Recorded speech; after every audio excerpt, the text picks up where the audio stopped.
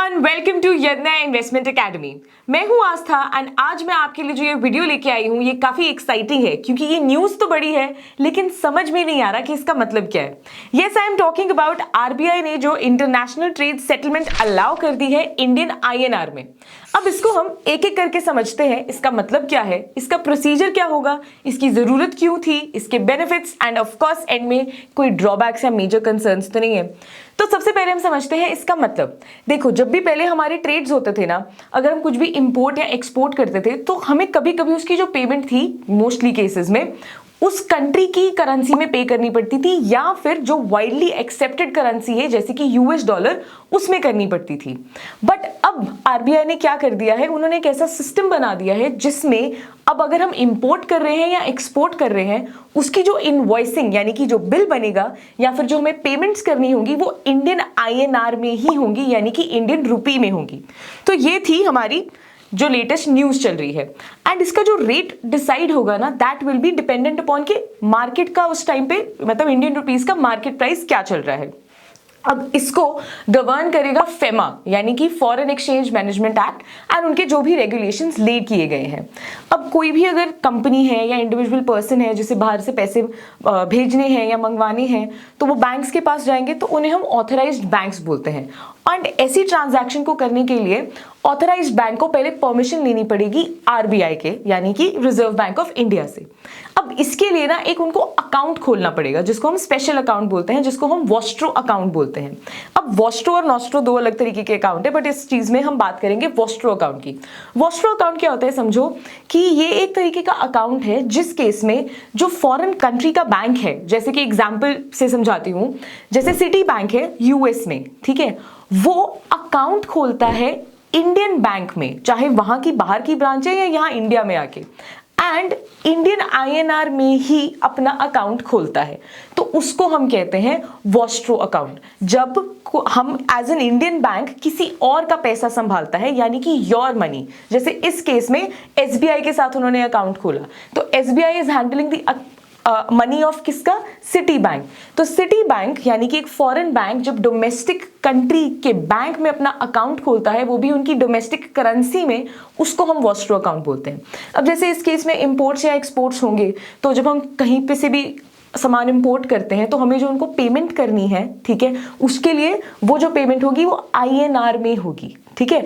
तो उसके लिए वो वॉस्ट्रो अकाउंट खोला जाएगा जिसमें से वो बाइंग एंड सेलिंग का हमारा प्रोसीजर चलेगा। अब बात आती है कि इंपोर्ट्स का तो समझ में आता है लेकिन एक्सपोर्ट्स के लिए लोग हम आईएनआर यूज करेंगे, उसके लिए एडवांसेस जो हैं उनको यूज किया जा सकता है। अब ज्यादातर होगा कि इंपोर्ट्स जो हम करते हैं, ठीक है, वो हमने आईएनआर में करे, एक्सपोर्ट्स लेकिन हम चाहते हैं कि फॉरेन करेंसी में रहे, तो जो हमारा अकाउंट है उसमें सरप्लस पड़ा रहेगा, उस सरप्लस को कैसे यूज किया जाएगा उसके लिए भी गाइडलाइंस ले की गई हैं ताकि जो बैंक्स या कंपनीज हैं उस फंड को कहीं भी और यूज ना करें और मिसयूज तो डेफिनेटली ही ना करें। तो उसको कहाँ यूज किया जाएगा, payments for projects and investments में, एक्सपोर्ट या इंपोर्ट का जो भी एडवांस फ्लो मैनेजमेंट है उसको मैनेज करने के लिए, या फिर तीसरा उनके पास एवेन्यू है government securities, government treasury bills, ऐसे इंस्ट्रूमेंट्स में वो इन्वेस्ट कर सकते हैं। अब आप सोचोगे कि इसकी जरूरत क्या थी। देखो, इसकी जरूरत ये थी that it was high time that we promote our global trade. हमें ऐसा लगता है that India as a whole country बहुत ज़्यादा जो हमारी ग्लोबल ट्रेड है उसमें इन्वॉल्व है, बट ट्रस्ट मी अगर आप बाकी कंट्रीज के पैरामीटर से इसको कंपेयर करो तो इंडिया का जो ग्लोबल ट्रेड है वो काफ़ी कम है। और तो और इससे एक और चीज़ का बेनिफिट क्या होगा, जो हमारा इंटरेस्ट है ग्लोबल ट्रेडिंग में इंडियन आईएनआर में बढ़ेगा। क्यों? क्योंकि अब जब हम अपनी पेमेंट्स है वो आईएनआर में करेंगे तो बाकी कंट्री के पास भी वही एज अ पेमेंट सोर्स रहेगा जिससे कि इंडियन करेंसी की वैल्यू को एक बेटर पुश मिलेगा। अब आप बोल रहे हो कि क्या यही सिस्टम फॉलो होगा फॉर ऑल द ट्रांजैक्शंस जो एक्सपोर्ट या इंपोर्ट की होती हैं? तो no, this is actually an additional arrangement which is being made, यानी कि हम इसमें भी अब कर सकते हैं, पहले इसमें नहीं कर सकते थे। अब बात आती है कि आस्था इसके बेनिफिट्स क्या हैं।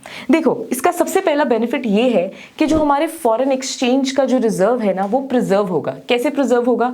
क्योंकि अगर हम यूएस डॉलर में या किसी और करेंसी में पेमेंट करेंगे ही नहीं, हम आईएनआर पे ज्यादा फोकस रखेंगे, तो उससे क्या होगा, हमारे जो फॉरेक्स रिजर्व्स हैं वो प्रिजर्व होंगे एंड जब भी कंट्री में प्रेशर का टाइम आता है तो वो फॉरेक्स रिजर्व वहां पे हमें काफी बेटर तरीके से हेल्प कर सकते हैं। दूसरा पॉइंट, हम सबको पता है कि Indian rupee day by day depreciate होता जा रहा है। अब इंडियन रुपी क्यों डेप्रिशिएट हो रहा है इसको समझते हैं। इंडियन रुपी की जो सप्लाई है ना वो बहुत ज्यादा हो चुकी है, लेकिन उसकी डिमांड कम है। वेयरएज अगर हम दूसरी साइड पे देखें तो यूएस डॉलर की डिमांड ज्यादा है लेकिन सप्लाई कम है। एंड हम सबको पता है जब डिमांड ज्यादा हो सप्लाई कम हो तो क्या होता है, इन्फ्लेशन होता है ना। तो ऐसा ही कुछ रुपी में भी है कि जो रुपी की डिमांड मतलब जो करेंसी की डिमांड ज्यादा होती है और सप्लाई कम होना वो एक्सपेंसिव हो जाती है। जैसे यूएस डॉलर एक्सपेंसिव हो रहा है वेयरएज इंडियन रुपी डेप्रिशिएट हो रही है। इस केस में हम इंडियन रुपी की जो डिमांड है ना उसको बढ़ा रहे हैं, तो उससे क्या होगा, कहीं ना कहीं जो इंडियन रुपी धीरे धीरे स्लिप कर रहा है वो नहीं होगा एंड वो कंट्रोल होना शुरू हो जाएगा। फिर हमारे पास इसका नेक्स्ट एडवांटेज ये आता है, ये एक्चुअली जो पूरा सिस्टम है ना कहीं ना कहीं जो प्रॉब्लम्स चल रही हैं countries like Sri Lanka, countries like Russia, Iran, Venezuela, जिनके साथ इंडिया के बेटर रिलेशंस हैं खासतौर तक रशिया के साथ, तो वहाँ पर ये सिस्टम काफ़ी बेटर रहेगा बिकॉज रशिया का अभी लिंक टूट चुका है वेस्टर्न कंट्रीज़ के साथ, तो वो इंडिया के साथ ही ट्रेड कर रहा है। तो उस केस में इंडियन आईएनआर में पेमेंट्स एक्सेप्ट करना इंडियन रुपी के लिए काफ़ी बेटर होगा। तो एक सिस्टम है जिसको हम स्विफ्ट बोलते हैं, जिसका फुल फॉर्म है society for world wide interbank financial telecommunication. यानी कि जब भी हम एक कंट्री से दूसरी कंट्री में फाइनेंसेस का जो एक्सचेंज होता है ना उसके लिए बैंक्स के लिए भी एक सिस्टम सेट किया जाता है जिसको हम फाइनेंशियल टेलीकम्युनिकेशन बोलते हैं। तो वो उससे अभी रशिया को निकाल दिया गया है because of course of the war. तो उस केस में India helps as a good ally कह सकते हो या helps as a good country जो कि रशिया के साथ अभी भी वो फाइनेंशियल टेलीकम्युनिकेशन कर रहा है, which is a good edge for India because हम रशिया से बहुत ज़्यादा कमोडिटीज़ को इम्पोर्ट कर रहे हैं। ठीक है, so this is also a better advantage to India. फिर आता है हमारी स्ट्रेंथनिंग ऑफ फॉरेन पॉलिसीज। जब भी हम यूएस डॉलर या यूरो में पेमेंट्स करते हैं ना तो हम उनकी फॉरेन पॉलिसीज पे बहुत ज़्यादा डिपेंडेंट हो जाते हैं, लेकिन इस केस में अगर हम अपने आईएनआर को ज़्यादा इंपॉर्टेंस देंगे तो हमारी जो फॉरेन पॉलिसी है वो ज़्यादा अच्छी तरीके से स्ट्रेंथन होंगी। एंड लास्ट इसका बेनिफिट है ट्रेड वॉल्यूम्स जो है वो बढ़ जाएंगे। क्यों? स्पेसिफिकली रशिया के साथ या श्रीलंका के साथ या वो कंट्रीज जैसे कि मैंने बताया जिनके साथ बाकी वेस्टर्न कंट्रीज का लिंक नहीं है या जो शायद अभी वर्स्टली इफेक्टेड है फॉर एनी रीजंस, तो उनके साथ जब हमारी ट्रेड वॉल्यूम्स बढ़ेंगी तो वो जो पेमेंट्स आईएनआर में आएंगी उससे हमें ये सारे बाकी के बेनिफिट्स होंगे। अब इसका कंसर्न क्या है? देखो, कंसर्न ये है दैट इंडियन रुपी में आपकी कोई पेमेंट को एक्सेप्ट तभी करेगा अगर इंडियन रुपी की डिमांड होगी वर्ल्ड वाइड, क्योंकि जनरली क्या है, वर्ल्डली एक्सेप्टेड करेंसी कौन सी है? US dollar. तो यूएस डॉलर की जो डिमांड है ना वो हर जगह पे है। People need, by people I mean that the country need to have the demand for Indian rupee, क्योंकि अगर इंडियन रुपी की डिमांड होगी that is the only time they will agree for such an arrangement.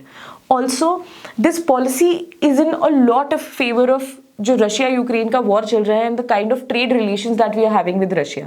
And हम सबको पता है that Russia के ऊपर ऑलरेडी बहुत ज़्यादा सैंक्शंस हैं, whereas India is still trading with Russia. तो after specially after this arrangement that RBI has passed, ये देखने की बात होगी कि क्या इंडिया पे कोई उनके बाकी वेस्टर्न कंट्रीज के साथ उनका रिलेशनशिप तो नहीं खराब होता, बिकॉज ऑफ कोर्स कहीं ना कहीं प्रेशर बनता है जब एक कॉमन कंट्री लाइक इंडिया है जिसके गुड रिलेशंस है रशिया के साथ भी वेस्टर्न कंट्रीज के साथ भी, तो वहाँ पे वो अपने आप को डिप्लोमेटिकली कैसे मैनेज करती है इस अरेंजमेंट में, वो देखने वाली बात होगी। एंड आने वाले टाइम में अगर ये सिस्टम या अरेंजमेंट काफ़ी अच्छे से अपने आप को एक फेज आउट कर पाता है तो हमारा इंडियन रुपी जो इतना ज्यादा डेप्रिशिएट हो रहा है उसमें भी वो डेप्रिशिएट को वो रोक पाएगा या उसमें क्या चेंजेस आएंगे ये भी देखने वाली बात होगी। Since it's a new arrangement and let's see how all the authorised banks इसको एक्सेप्ट करते हैं and how it phases out and whether it plays or not in our favour. So this was all about RBI का new arrangement. इसके अलावा there are a lot of research products जो आपको बहुत help कर सकते हैं आपकी इन्वेस्टिंग के लिए। Use the coupon code Yadnya and get 30% off on all our research products. Like and subscribe if you like the initiative and comment below of how do you think about this video. Thank you so much.